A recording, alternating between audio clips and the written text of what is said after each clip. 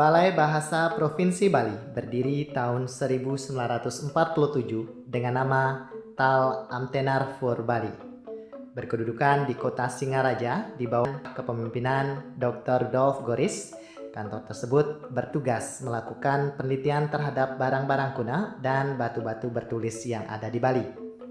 Kantor ini mengalami beberapa kali perubahan nama, yaitu Kantor Penyelidikan Bahasa dan Kebudayaan di tahun 1950, kemudian menjadi Lembaga Bahasa dan Budaya di tahun 1952. Sekalipun berubah nama, kantor tersebut tetap di bawah naungan Fakultas Sastra dan Filsafat Universitas Indonesia Jakarta dan menjalankan tugas seperti awal berdiri.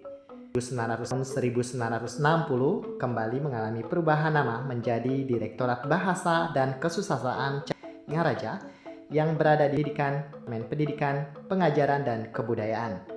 Di tahun 1965 menjadi Lembaga Bahasa Nasional Cabang 1 Singaraja yang secara struktural berada di bawah Direktorat Jenderal Kebudayaan.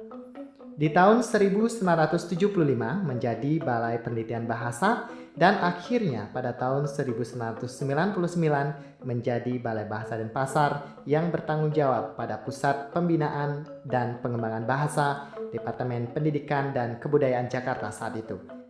Selanjutnya pada tahun 2012 menjadi Balai Bahasa Provinsi Bali.